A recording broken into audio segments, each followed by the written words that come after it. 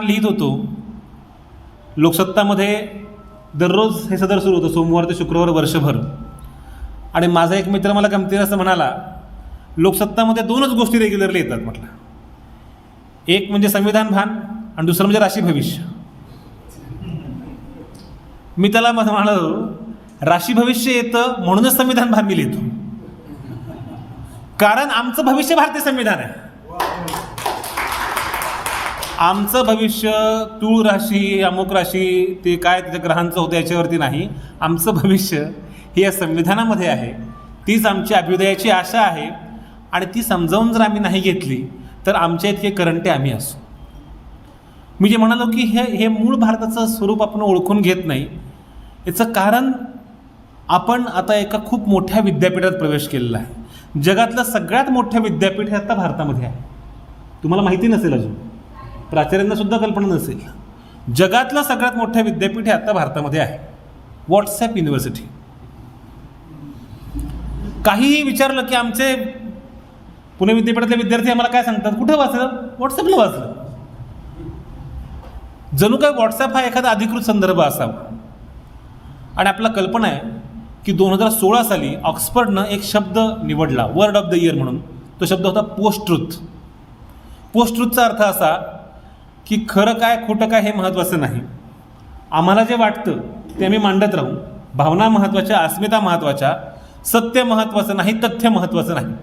अशा एका जगात आपण प्रवेश केलेला आहे असं ऑक्सफर्डनं म्हटलं. त्याला कारण होतं 2016मध्ये डोनाल्ड ट्रम्प नावाचे सद्ग्रहस्थ, म्हणजे सद्ग्रहस्थ म्हणायचं का तुम्ही पहा, हे निवडून आलेले होते. ते पुन्हा निवडून आले आता यावर्षी.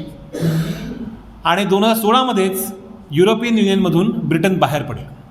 हा सगळा संदर्भ होता की फेक न्यूज जी आहे तुमच्यापर्यंत पोहोचवली जाते, तुम्हाला सत्य काय हेच सांगितलं जात नाही. तुम्हाला असं वाटतंय की अरे ह्या नव्या 2000च्या नोटांमध्ये चिप आहे. अरे किती चिप? या प्रकारचा प्रचार, वाटेल त्या गोष्टी तुमच्यावरती सांगितल्या जातात आणि तुम्हाला वाटतं की हे खरं आहे. त्यामुळे आपल्यासमोरचं सगळ्यात पहिलं आव्हान जर असेल तर ते हे आहे की आपण नेमकं आत्ता कुठल्या जगात जगतोय. बाबासाहेबांचं फार प्रसिद्ध वाक्य आहे की गुलामाला पहिल्यांदा गुलामीची जाणीव करून देणं हे सगळ्यात महत्त्वाची गोष्ट असते. तुम्हाला कळत नाही आहे की तुम्ही काय गोष्टी फॉलो करता आहात, भोवताली काय सुरू आहे. या महाराष्ट्रामध्ये अचानक लोक पक्ष फोडतात, गुवाहाटीला जातात, तिथलं झाडी डोंगर हॉटेल ओकेमध्ये असेल पण संविधान ओकेमध्ये नाही आहे ना.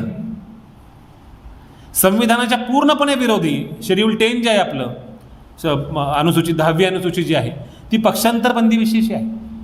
त्याला पूर्णपणे विसंगत असा कारभार आत्ता होतोय. पण ह्याला बंड म्हटलं जातं, याला क्रांती म्हटलं जातं. लक्षात घ्या, गुवाहाटीचे बंड म्हणजे उद्या कदाचित जेव्हा इतिहास लिहिला जाईल तेव्हा एकनाथ शिंदे हे क्रांतिकारक होते असं लिहिलं जाईल कदाचित. अशा काळात आपण जगतोय. त्यामुळे आपल्याला कळलं पाहिजे की हा देश अशा प्रकारे घडला नाही. आणि विशेषतः या ग्रंथालयाचं नावच बाळासाहेब पवारांचं. या सगळ्या पिढीने जे स्वप्न पाहिलं ते स्वप्न मातीस मिळू नये म्हणून संविधान समजावून घेणं गरजेचं आहे. जिथे खुले आम तुमच्या मूलभूत हक्कांवरती हल्ला होतो. तुम्हाला कदाचित नाव माहिती नसेल पण झारखंडमधले स्टॅन स्वामी नावाचे एक मानवाधिकार कार्यकर्ते, वय वर्ष 84 सर, या माणसाला पार्किन्सन सारखा अतिशय गंभीर आजार झालेला होता. त्यांना स्वतःच्या हातानं ग्लास उचलून पाणी पिता येत नव्हतं. या माणसाला आपण अटक केली, म्हणजे आपल्या सरकारनं अटक केली. या माणसापासून देशाला धोका आहे म्हणून. तुम्हाला आश्चर्य वाटेल, त्यांना पाणी पिता येत नव्हतं म्हणून स्ट्रॉची त्यांनी याचना केली. मला पाणी पिण्याकरता स्ट्रॉ मिळावा याच्याकरता कोर्टामध्ये याचिका केली. महिनाभर सुनावणी झाली आणि माननीय कोर्टानं सांगितलं की होय तुम्ही स्ट्रॉनं पाणी पिऊ शकता. किती छान, किती सुंदर संविधान. ही आमची न्यायपालिका. त्या न्यायदेवतेच्या डोळ्यावरती पट्टी आहे. उमर खालिद नावाचा तरुण हा 4 वर्ष झालं तुरुंगात आहे आणि त्याच्यावरती ट्रायलही झालेली नाही, चार्जशीट दाखल झालेली नाही. पण तुम्हाला सांगितलं की त्या पोरापासून देशाला धोका आहे. JNUमध्ये म्हटलं गेलं की बाबा देशविरोधी घोषणा दिल्या गेल्या, अजूनही त्याचा पुरावा सापडलेला नाही आहे. रोहित वेमुलासारखा एक तरुण हा आत्महत्या करतोय का? तर त्याला फेलोशिप दिली जात नाही, त्याला जाणीवपूर्वक त्याच्यावरती अन्याय केला जातो, तो एक विशिष्ट प्रकारचा विचार मांडतो, याच्याकरता त्याला आत्महत्या करायला लागते. हाथरसपासून ते आपल्या महाराष्ट्रापर्यंत इतक्या असंख्य घटना घडलेल्या आहेत की जिथे सामाजिक न्याय, राजकीय न्याय नावाची गोष्टच नाही आहे. जगातला सर्वाधिक फेक न्यूजनं अफेक्ट जर कुठला देश असेल तर तो भारत आहे. हे 2024च्या सुरुवातीला, म्हणजे मागच्या वर्षीच्या सुरुवातीला ग्लोबल रिस्क रिपोर्टनं सांगितलं. आणि सर्वाधिक मानवाधिकाराचं हनन हे या देशामध्ये झालेलं आहे. ॲम्नेस्टी इंटरनॅशनल सारखी संस्था ही हुसकावून लावलेली आहे. अशा प्रकारच्या असंख्य घटना घडत आहेत की जिथे भारतीय संविधान नावाची गोष्ट ही हद्दपार केली जाईल. ती असेल, ऑन पेपर ती असेल, तिचं पूजा केली जाईल, त्याचं मंदिर बांधलं जाईल, पण त्याच्या विरोधी कारभार केला जाईल. मी नेहमी सांगतो की 25 डिसेंबर 1927 हा भारताच्या इतिहासातला महत्त्वाचा दिवस आहे, कारण मनुस्मृती आपण जाळली. पण 9 ऑगस्ट 2018 हा पण या देशातला महत्त्वाचा दिवस आहे की ज्या दिवशी भारताचं संविधान जाळलं गेलं दिल्लीच्या मैदानावरती. लक्षात घ्या, संविधान बदलू अशा प्रकारची भाषा भारतीय जनता पक्ष सातत्यानं करत आलेला आहे. राष्ट्रीय स्वयंसेवक संघ या संविधानाला गोधडी म्हणालेला आहे.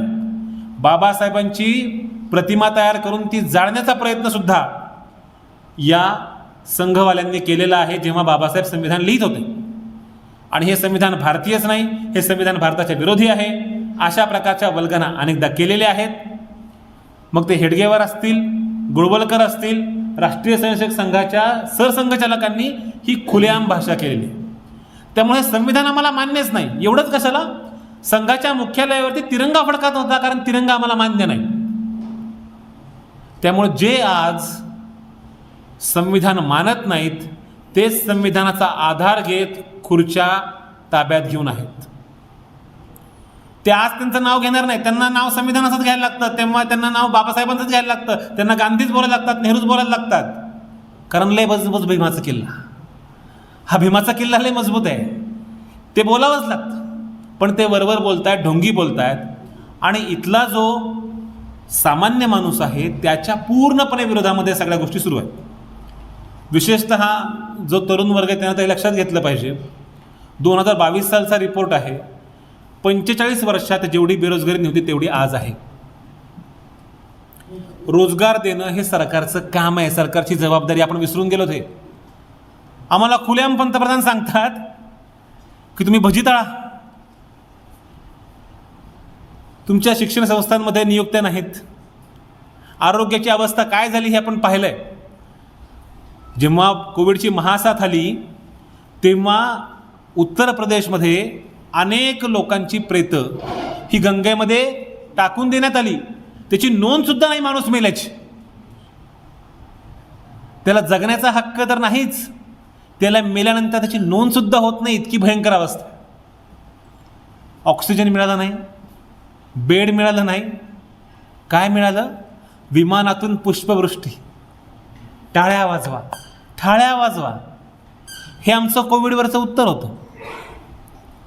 हे मी यासाठी सांगतोय की शिक्षणाचा हक्क, आरोग्याचा हक्क, रोजगाराचा हक्क हे मूलभूत हक्क आहे. आणि या हक्कांना डावलून जर आज गोष्टी होत असतील तर तुमचं आणि माझं भविष्य हे अंधकारमय आहे. आपण जर त्याविषयी नाही बोललो तर येणाऱ्या पिढ्या आपल्याला माफ करणार नाही. हे कृपा करून लक्षात ठेवा. मध्यंतरी सर माझा एक मित्र मला भेटला, तो जर्मनीमध्ये असतो, आणि त्याच्या घरामध्ये पूर्ण असा वंशवृक्ष लावला होता. म्हणजे पणजोबा, आजोबा आणि सगळे असे. त्याच्यामध्ये फक्त त्याच्या चुलत आजोबांचा फोटो नव्हता. आणि मी तो सगळं सांगत असताना नेमकं त्यांचा उल्लेख वगळला गेला. म्हटलं अरे त्यांच्याविषयी काय बोलत नाही हा. दोनदा विचारलं, तो काही बोलायला तयार नाही. मग तिसऱ्यांदा शेवटी तो म्हटला की सॉरी यार, म्हटला त्यांचा फोटो नाही लावला कारण ते हिटलरचे समर्थक होते, आणि त्यामुळे आम्ही हिटलरचे समर्थक असल्यामुळे त्यांचा फोटो लावत नाही, त्यांचं नाव पण घेत नाही. उद्या जेव्हा 2040, 2050, 2060 कधी कोणी अशी चर्चा करेल तेव्हा त्यामध्ये तुमचा फोटो असणार आहे का? का तुमच्या पुढचे लोक सांगतील असं नाही नाही आमचे ना त्यावेळेस ते शेतकऱ्यांना चिरडून मारलं जात होतं, त्याचं समर्थन आमचे आजोबा करत होते, आमचे वडील करत होते. जेव्हा अल्पसंख्याकांवरती तुम्ही काय खाता, काय पिता याच्या आधारे तुमच्यावरती हल्ला होत असतो आणि तुम्ही काहीच बोलत नसता, याचा अर्थ तुम्ही कुणाच्या सोबत आहात? तुमचं मौन हे सांगतं की तुम्ही सत्ताधाऱ्यांसोबत आहात, तुम्ही शोषणाच्या बाजूने आहात. नीरो नावाचा राजा, तुम्हाला माहिती आहे नीरो राजाची गोष्ट तुम्ही ऐकली असेल की जेव्हा रोम जळत होतं तेव्हा तो फिडेल वाजवत होता. आपला राजाही असंच काहीतरी वेषांतर करून युक्त्या करत असतो. अशा वेळेस तुम्ही सामान्य माणसासाठी उभं राहणार की नाही, हा सगळ्यात महत्त्वाचा प्रश्न आहे. याचं कारण असं की कायदे मंडळ म्हणजे संसद ही आता संसद राहिलेली नाही, ती नोटीस बोर्ड झालेली आहे.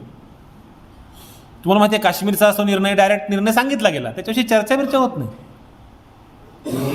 ज्या संसदेचा मुख्य उद्देशच आहे की सामूहिक नेतृत्व असलं पाहिजे, चर्चा घडली पाहिजे, वादविवाद झाला पाहिजे, त्यातनं गोष्टी पुढे जाऊ शकतात. कार्यकारी मंडळ हे या कॅबिनेटच्या किंबहुना 2 व्यक्तींच्या हातामध्ये आहे. कोण 2 व्यक्ती मी तुम्हाला वेगळं सांगायची गरज नाही. त्यामुळे त्यांच्या हातामध्ये पूर्णपणे सत्ता एकवटलेली आहे. न्यायव्यवस्थेविषयी काय बोलावं? ते तर आता गणपतीची आरती करू लागलेले आहेत एकत्र. भारताच्या इतिहासामध्ये अशा प्रकारची गोष्ट कधीही घडली नाही की सर्वोच्च न्यायालयाचे सरन्यायाधीश आणि पंतप्रधान एकत्र गणपतीची आरती करतायत. लक्षात घ्या, पुन्हा गणपतीच्या आरतीला विरोध नाही.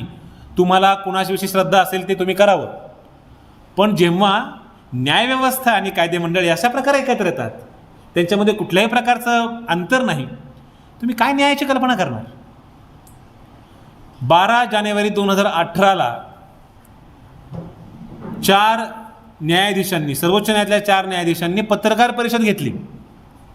खरं म्हणजे न्यायाधीशांना प्रोटोकॉलप्रमाणे पत्रकार परिषद घेता येत नाही. ज्यांना पत्रकार परिषद घेता येत नाही ते पत्रकार परिषद घेतात, ज्यांनी घ्यायला पाहिजे ते घेतच नाही.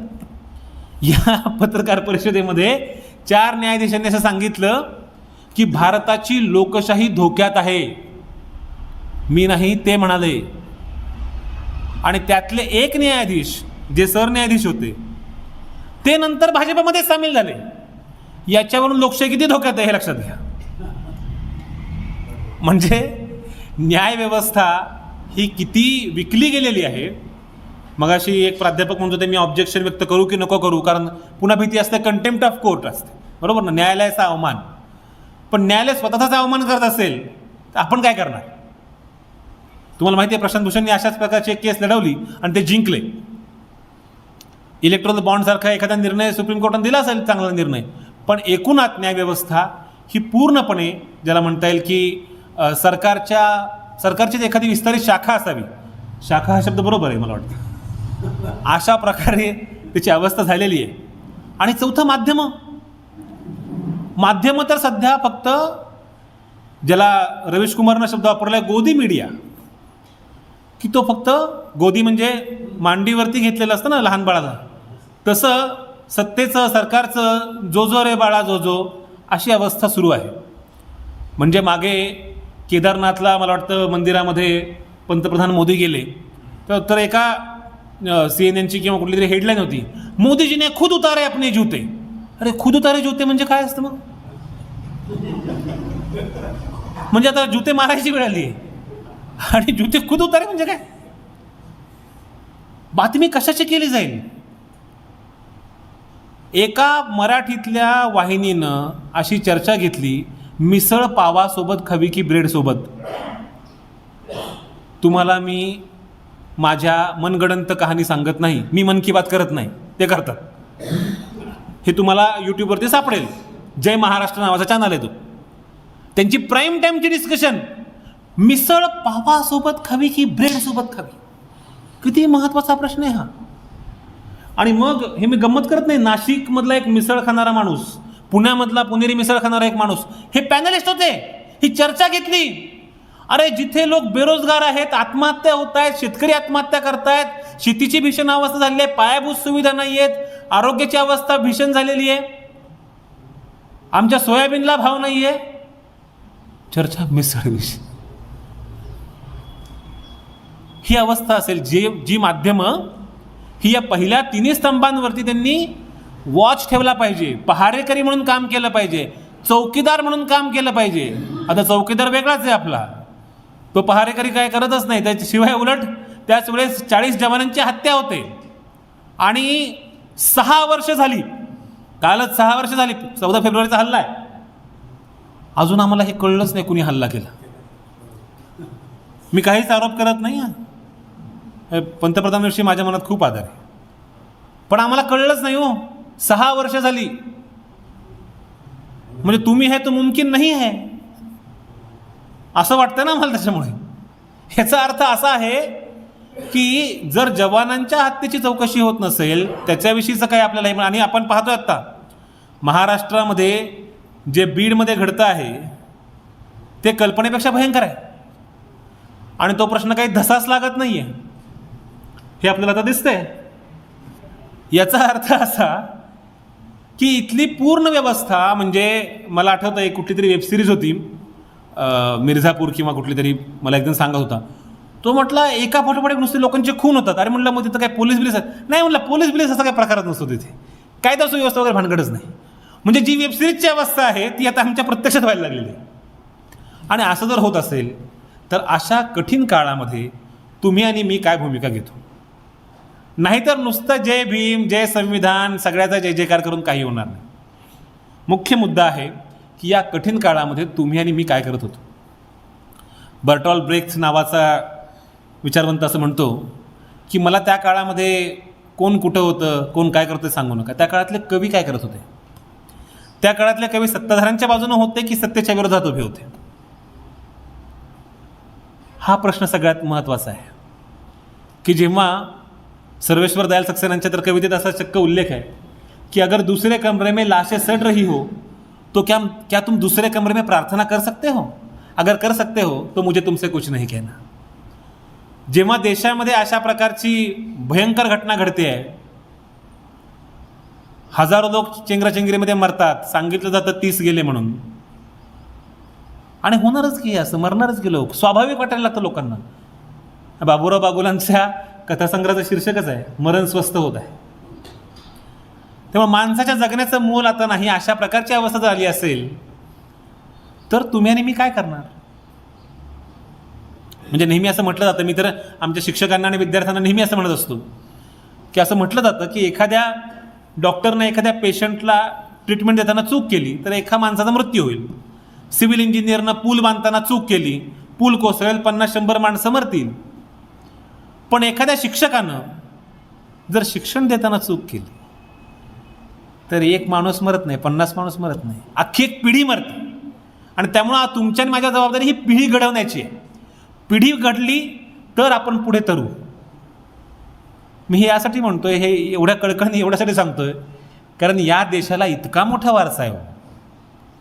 शाहू फुले आंबेडकरांचा नुसता जय जयकार करायचा, कर्मवीरांची नावं घ्यायची, महर्षी शिंदेंविषयी बोलायचं आणि प्रत्यक्षामध्ये काहीच करायचं नाही, त्यांची पुस्तकं पण वाचायची नाहीत, त्यांचा विचारही पुढे घेऊन जायचा नाही, पुन्हा आपल्याच जातीचा तोरा, हेच जर असेल आणि घरामध्ये परत आंतरजातीय विवाहाला विरोध करायचा आणि बाहेर संविधानावर भाषणं ठोकायची, हा कुठला देश आहे?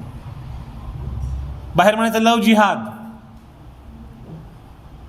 असं कुठं झालेलं बघितलं का? नाही, असं नाही, पण ऐकलंय, खूप व्हॉट्सअपला आलं होतं. अशा प्रकारे धर्माविषयीचा द्वेष पसरवणं, द्वेषाची साथ आहे. आत्ता लक्षात घ्या, कोविड महासाथ संपली पण द्वेषाची साथ संपलेली नाही. आणि द्वेषाची साथ आपल्याला जर मिटवून टाकायची असेल तर तुम्हाला आणि मला प्रेम आत्मसात करायला लागेल. प्रेम ही आत्मसात करण्याची गोष्ट आहे आणि ती जर पसरवली ना तर प्रेम जास्त इन्फेक्शियस आहे. प्रेमाची साथ ही लक्षात घ्या, द्वेषाला एक्सपायरी असते, बरोबर ना? आपण कुठलंही मेडिसिन घेतो त्याच्यावरती एक्सपायरी डेट असते, तसं द्वेषाला एक्सपायरी डेट आहे. कोणी काय अमरपट्ट्या घेऊन आलेलं नाही, ते जाणारच आहेत. पण प्रेम हे चिरंतन मूल्य आहे आणि हे चिरंतन मूल्य केवळ स्त्री पुरुषापुरतं मर्यादित नाही. कालच्या व्हॅलेंटाईन डे सारखं, म्हणजे व्हॅलेंटाईन डे महत्त्वाचाच आहे, तो साजरा केलाच पाहिजे, पण त्याच्या पलीकडे प्रेम नावाची व्यापक संकल्पना आहे जी केवळ स्त्री पुरुषाची नाही, तर ही एकूण युद्धाच्या विरोधी, हिंसेच्या विरोधी, मानवतावादाचा अख्खा अवकाश कवेत घेणारी अशी प्रेमाची संकल्पना आहे. म्हणून साने गुरुजी सांगतायत ना, खरा तो एकची धर्म, आणि असा असेल तेव्हाच तो बलशाली भारत घडेल, जो बलशाली भारत आमच्या रवींद्रनाथ टागोरांनी सांगितलेला होता. चित्त जिथे भीतिशून्य उंच जिथे माथा. अशा प्रकारचा भारत आम्हाला घडवायचा आहे की ज्या भारतामध्ये प्रत्येकाला सन्मान असेल, प्रत्येकाचं काहीतरी मूल्य असेल. पण आज सर्व पातळ्यांवरती चहूबाजूंनी हल्ला सुरू आहे आणि निव्वळ संविधानाचा असा जय जयकार सुरू आहे. तो फुका आहे, तो खोटा आहे. प्रत्यक्षामध्ये त्या संविधानाच्या विरोधी सगळ्या गोष्टी सुरू आहेत. शेतकरी विरोधी कायदे आणले. शेतकऱ्यांनी मागणी केली होती का अशा आम्हाला कायदे हवेत म्हणून? मागणी न करता 3 कायदे आणले. जवळपास 1 वर्षाहून अधिक काळ दिल्लीतल्या ऊन, थंडी, वारा, पाऊस सगळ्याला भेदत आमचे शेतकरी राजा आमचा तिथं उभा राहिला. 600हून अधिक शेतकरी गेले आणि मग हे 3ही कायदे मागे घ्यायला. लक्षात घ्या, ही लोकशाही देशात घडत आहे. खरं म्हणजे मागणी असेल तर एवढे दिवस चळवळ करण्याची, आंदोलन करण्याची वेळ आली नाही पाहिजे. पण आम्ही कुणाशी संवाद करणार नाही. सत्तेची सिंहासनं इतकी उंच आहेत की त्यांना सामान्यांचा आवाज ऐकू येत नाही. आणि तो आवाज आम्हाला वाढवण्याकरता लोकांचे बळी जायला लागत असतील तर तुम्ही आणि मी फक्त माझ्यावरती वेळ कधी येते एवढी वाट बघत बसणार आहोत का? ती फार प्रसिद्ध कविता आहे की ते पहिल्यांदा कम्युनिस्टांकरता आले, मी काही कम्युनिस्ट नव्हतं म्हणून मी उभा राहिलो नाही. ते स्त्रीवाद्यांकरता आले, ते समाजवाद्यांकरता आले, वगैरे वगैरे. आणि मग शेवटी ते माझ्यावरती चाल करून आले, तेव्हा पाहिलं तर मागं कोणीच नव्हतं. त्यामुळे आज तुम्ही असं वाटतं की तुम्हाला कुणी जातात आहे, कुणी सुपात आहे, एवढाच आहे फक्त फरक. पण अशा प्रकारे जर हा ज्याला म्हणता येईल की हुकुमशाहीचा जो सगळा बडगा आहे तो जर आपल्यापर्यंत येऊन पोहोचला, आणि तो खरं म्हणजे येतोय वेगवेगळ्या प्रकारे, त्याला जर आपण उत्तर नाही दिलं आत्ताच, तर मग नंतर हे आवरण्याच्या सावरण्याच्या पलीकडे गेलेलं असेल. ते म्हटलं ना की सगळं आभाळच फाटलं तर कुठं ठिगळं लावणार. अशी अवस्था येऊ नये त्याच्यापूर्वीच आपल्याला उभं राहायला पाहिजे. आपल्याला कल्पना आहे की हे स्वातंत्र्य असं मिळालं नाही. बाबू गेनूपासून अनेकांनी लिटरली जगणं न्योछावर करून टाकलं. वरच्या कुठल्याही प्रकारे जर म्हणतो की कशाचाही विचार नाही केला. एकच हा देश टिकला पाहिजे, इथल्या सामान्य माणसाला न्याय मिळाला पाहिजे, याच्याकरता लोकांनी त्याग केला, बलिदान केलं. मला असं वाटतं की आपण त्यांचं स्मरण केलं पाहिजे. आणि त्यांचं स्मरण करणं म्हणजे त्यांच्या जयंत्या महिन्या साजरं करणं नव्हे, तर त्यांचा विचार पुढे नेणं. पाश नावाचा कवी असं म्हणतो, गद्दारी लोभ की मुट्ठी सबसे खतरनाक नहीं होती, मेहनत की लूट सबसे खतरनाक नहीं होती, बैठे बिठाए पकड़े जाना बुरा तो है, सहमी सी चुप्पी में जकड़े जाना बुरा तो है, लेकिन सबसे खतरनाक नहीं होता. सबसे खतरनाक होता है मुर्दे का शांति से भर जाना, ना होना तड़प का, सब कुछ सहन कर जाना. सबसे खतरनाक होता है घर से काम पर जाना और काम से घर पर लौट कर आना. सबसे खतरनाक होता है हमारे सपनों का मर जाना. सबसे खतरनाक होता है हमारे सपनों का मर जाना.